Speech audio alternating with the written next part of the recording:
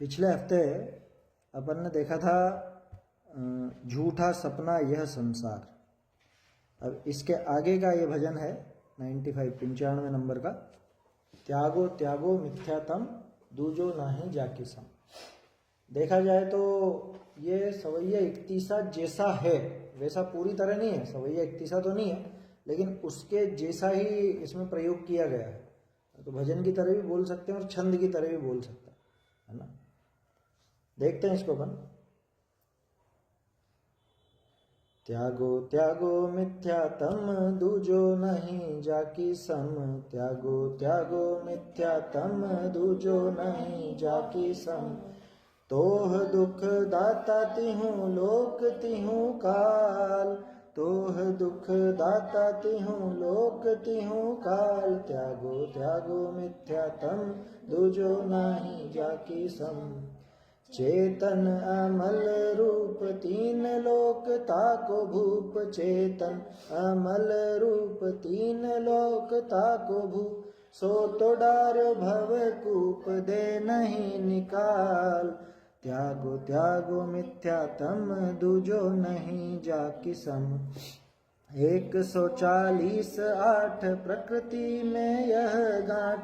140 प्रकृति में यह गांठ। जाके त्यागे पावे शिव गहे भव जाल। त्यागो त्यागो मिथ्यातम दूजो नहीं जाकी सम। ध्यानत यही जतन सुनो तुम भवी जन। ध्यानत यही जतन सुनो तुम भवी जन। भजो जिन राज ताते भाज जय हाल। त्यागो त्यागो मिथ्यातम दूजो नहीं जाकी सम। त्यागो त्यागो मिथ्यातम दूजो नहीं जाकी सम। देखिए सवैया इकतीसा की तरह अगर बोले तो पूरा एक साथ ही बोलने में आ जाता। त्यागो त्यागो मिथ्यातम दूजो नहीं जाकी सम। तोह दुख दाता तिहूँ लोक तिहूँ काल। चेतन अमल रूप तीन लोक ताको भूप। सो तो डार्यो भव कूप दे नहीं निकाल। इस तरह से वो बन जाता है, लेकिन है इकतीसा नहीं है ये, है ना। सवैया इकतीसा थोड़ा अलग होता है, इसमें 31 मात्राएं नहीं है, उसमें होती है। चलिए अर्थ देखते हैं अपन। सीधा भजन है वैसे तो। कह रहे हैं त्यागो त्यागो मिथ्यातम। ये मिथ्यात्व रूपी जो अंधेरा है इसको जल्द से जल्द त्यागो। त्यागो त्यागो जोर दे रहे हैं, है ना। देखो संस्कृत में तो 3 बार लिखा जाता है, हिंदी में 2 बार में ही काम हो जाता है। ये भी एक विशेषता है। क्यों? हाँ, कि संस्कृत में तो बहुवचन 3 पर होता है, वहाँ द्विवचन भी है ना। और हिंदी में द्विवचन का कोई रोल ही नहीं है, एक वचन के बाद सीधा बहुवचन, ऐसा। तो त्यागो त्यागो यानी बारंबार कह रहे हैं वो। त्यागो त्यागो मिथ्यातम, क्यों? कि दूजो नहीं जाकी सम, कि इसके समान कोई दूसरा नहीं है। ये तारीफ कर रहे हैं कि बुराई कर रहे हैं? कह रहे इसके समान कोई खोटा नहीं है। आया समझ में? देखो तारीफ में भी ये बात की जाती है और बुराई करने में भी ये बात की जाती है कि इससे बढ़कर और कोई बुरा नहीं है, इससे इसके मुकाबले कोई खोटा नहीं है, इसलिए इसको तो त्यागो ही सही। क्या कह रहे हैं? तो ही दुख दाता तिहूँ लोक तिहूँ काल। ये असल में दूजो नहीं जाकी सम इसके साथ जुड़ेगा। तो ही यानी तुझे, तुझे तिहूँ लोक तिहूँ काल में जाकी सम दुख दाता दूजो नहीं। आया समझ में? इसके समान दुख देने वाला कोई और नहीं है 3 लोक 3 काल में।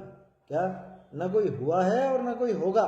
इसलिए इस मिथ्यात्व रूपी अंधकार को तो जल्द से जल्द दूर भगाना भी है। इसके समान दुख देने वाला और कोई नहीं। अरे वास्तव में और कोई है ही नहीं दुख देने वाला। जगत की कोई वस्तु मुझे दुख देने वाली नहीं है। तो सुख देने वाली तो होगी, कि सुख देने वाली भी नहीं है ना। मैं स्वयं ही मेरी भूल से दुखी हूं, तो भूल के कारण ही है दुख, वो भूल ही मिथ्यात्व है ना। और मैं स्वयं ही सुख का पिंड हूं, मुझे कोई और आकर के सुखी करे ऐसा बनता नहीं है ना। तो तुझे 3 लोक 3 काल में कोई भी दुख देने वाला नहीं है इसके मुकाबले, मिथ्यात्व के मुकाबले। इसलिए मिथ्यात्व को छोड़ना चाहिए। आगे देखो क्या कहते हैं। चेतन अमल रूप, अमल अखंड अतुल अविनाशी है, ऐसा अपना स्वरूप है। चेतन अमल रूप, कोई मल नहीं है मुझ में, किसी प्रकार का कोई मल नहीं। कौन सा मल नहीं? इस शरीर वाला मल तो है ही नहीं, लेकिन जो राग द्वेष आदि भाव होते हैं अंदर में, उनसे भी मैं पार हूँ। अब देखो, चेतन स्वरूप अपना आत्मा तो बहुत सुंदर है और इतना उत्कृष्ट तत्व है। 3 लोक ताको भूप, जो 3 लोक है उसका ये राजा है। कौन? चेतन राजा है। बच्चों के तो कविताओं में भी आता है ना, चेतन राजा कहाँ गए हैं। अरे चेतन राजा, ये आत्मा वास्तव में राजा है। लिखा है, आचार्य देव ने लिखा है, जीव नृप को जानिए। जीव नृप कहा ना, जीव को राजा कहा। देखो तो सही, कुंदकुंदाचार्य देव ने कहा, कोई और ने नहीं कहा। कुंदकुंदाचार्य देव हमको राजा बेटा कह रहे हैं। क्या? चेतन राजा। ऐसा चेतन अमल रूप, 3 लोक ताको भूप, 3 लोक का राजा। एक और भजन आता है ऐसे, मैं ही एक और नहीं दूजो, 3 लोक को सेहरा, लागा आत्म राम सो मेहरा। सेहरा मतलब जो श्रेष्ठ है ना, ऐसा सेहरा बांधते ना, ऊपर ही पहना जाता, ऊपर ही बांधा जाता है सेहरा, तो सेहरा सबसे ऊंचे को कहा जाता है। ऐसा चेतन अमल रूप, 3 लोक ताको भूप। अब बताओ, चेतन राजा इतना बढ़िया, लेकिन इस मिथ्यात्व ने सो तो डार्यो भवकूप, उसको भव रूपी कुएं में डाल दिया, संसार रूपी कुएं में डाल दिया, अंधे कुएं में पटक दिया। किसको? चेतन राजा को। किसने? मिथ्यात्व रूपी अंधकार। दे नहीं निकाल। अब ये दे नहीं निकाल के 2-3 तरह से अर्थ बनते हैं। एक तो वो निकलने नहीं देता इसको, संसार रूपी अंधे कुएं से इस जीव राज को ये मिथ्यात्व बाहर नहीं निकलने देता। ये हकीकत है। जब तक ये मिथ्यात्व रहेगा तब तक ये जीव संसार को छोड़ नहीं सकता, निकल नहीं सकता यहां से। है समझ में? सो तो डार्यो भवकूप, दे नहीं निकाल। दूसरा प्रश्न के रूप में ले सकते हैं, तो इसको निकाल क्यों नहीं देता है? निकाल देना, ऐसा बोलते हैं ना, निकाल देना, तो दे नहीं निकाल। है समझ में? इसको निकाल दो यहां से। किसको? गिरा हुआ तो खुद है, और निकालना मिथ्यात्व है। कि हाँ, ये मिथ्यात्व को अपने अंदर से निकाला तो संसार रूपी कुएं से बाहर निकल जाएगा, और कोई तरीका नहीं। आया समझ में? तो मिथ्यात्व को निकालने की, नाश करने की विधि भी मिथ्यात्व को नाश करना नहीं है, बल्कि अपने ये जो ऊपर आया ना, चेतन अमल रूप, कि अपने अमल शुद्ध, अखंड, अविनाशी, अतुल्य ऐसे आत्म स्वरूप को देखे, मिथ्यात्व दूर भागेगा। और देखो क्या कह रहे हैं, 140:8, 140:8 मतलब 148 है ना। ये लिखने की पद्धति होती है, काव्य में ऐसे भी लिखा जाता है। 140:8 यानी 148 प्रकृतियों में ये गांठ है। गांठ समझता है? ये बाकी सब आसानी से हो जाता है। देखो, लकड़ी होती है ना, गांठ वो रस्सी वाली गांठ नहीं है, ये लकड़ी की गांठ है। लकड़ी जैसे फर्नीचर जो बनाते हैं, अभी आजकल तो प्लाईवुड का और इनका काम ज़्यादा हो गया। पहले लकड़ी को चीरा जाता था, है ना, पेड़ से लकड़ी ली जाती थी, टिम्बर। अब वो लकड़ी चीरी जाती है, और लकड़ी में कहीं गांठ आ जाए उसको काटना बहुत मुश्किल होता था। बाकी सब जगह से लकड़ी आसानी से कटेगी, गांठ की जगह से मुश्किल से कटेगी। एक अर्थ है। दूसरा, जैसे जमीकंद के जितने भी वो होते हैं ना, जो भी वनस्पति है, वो उस गांठ से पनपती है। जब तक वो गांठ रहती तब तक पनपती रहती है। गन्ने की पोर होती है गांठ, है ना, गन्ने में बीच बीच में गांठें होती है ना, तो वो गांठ बोदो तो उग जाएगा उससे। उन गांठों से ही तो उग जाता है गन्ना, और किससे उगता है? आया समझ में? तो ये पूरी 148 प्रकृतियों की गांठ है ये। दोनों तरह से अर्थ लेना। एक तो बाकी सब आसान है, बिल्कुल नष्ट हो जाएंगे, ये गांठ के यहां से काटना मुश्किल है। बस उसी तरह से मिथ्यात्व तो सबसे भारी है। दूसरा कि ये गांठ से सारी की सारी फैल रही हैं। ये 148 प्रकृतियां इसी के सहारे बन रही हैं। अरे देखो तो सही, इसके जाते ही 41 प्रकृतियां तो सहज ही चली जाती हैं अपने आप ही। ये मिथ्यात्व जाता है, इसके जाते 41 प्रकृतियां चली जाती है। मतलब सोचो, 148 में से 41 एक झटके में निकल गई, क्या देर लगी वहां पर? इतना बड़ा हिस्सा तो एक बार में निकल गया। क्या कहें उसको, कितना हो गया, 1/4 से तो ज़्यादा ही हो गया है ना। 25% से ज़्यादा काम तो एक ही बार में हो गया। 25% या 30% मानो, लगभग 30% तो निकल गया। है समझ में? 30 बना है, कितना बना, कोई बात नहीं, खैर क्या परसेंटेज देखना उसमें 41 प्रकृतियां निकल गई, सीधी सी बात ये है ना। तो प्रकृतियों में ये गांठ है। और जाके त्यागे पावे शिव, जिस मोह के त्यागने पर शिव यानी मोक्ष पा जाता है। और गहे भवजाल, और अगर इसको ग्रहण करके रखे, ये मिथ्यात्व की गांठ अगर पड़ी रहे तो भवजाल को ही ग्रहण करता है, संसार रूपी जाल ही मिलेगा अगर इसको ग्रहण करके रखा तो।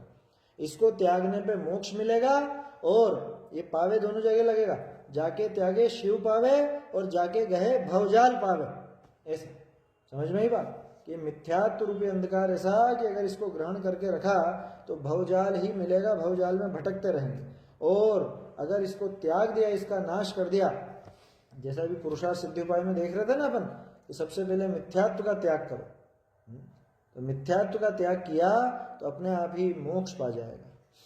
अब देखो ध्यानत राय जी अंतिम क्या उपदेश दे रहे हैं।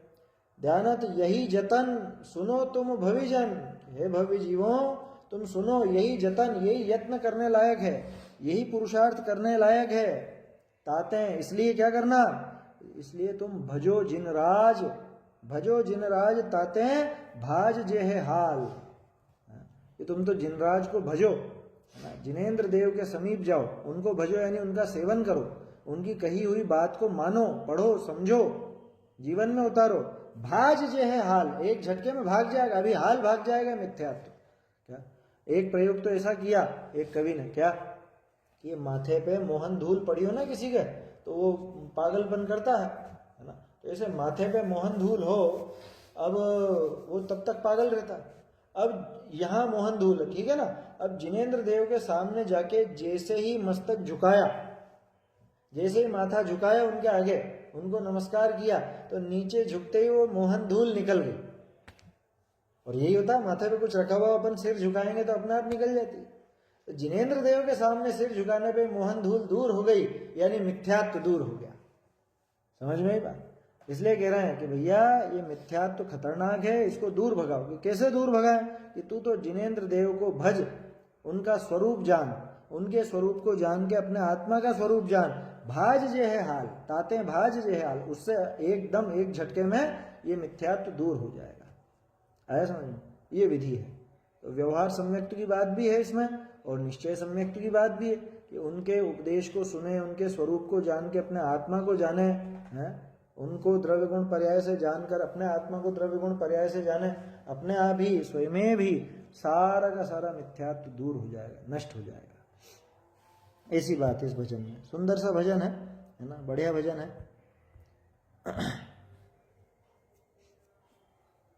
क्या कह रहे हैं, भाज, भाज जे है यानी भाग जाएगा। भागने के लिए भाज शब्द का भी प्रयोग करते थे पुरानी भाषा में। भाज जे है हाल, यानी कि हाल, अभी हाल ही, तुरंत ही भाज जे है, भाग जाएगा, है ना, तत्काल भाग जाएगा। ऐसा है, बढ़िया भजन है ना। आगे वाला भजन भी अच्छा है, वो आगे फिर जब भी देखना होगा तब अपन देखेंगे।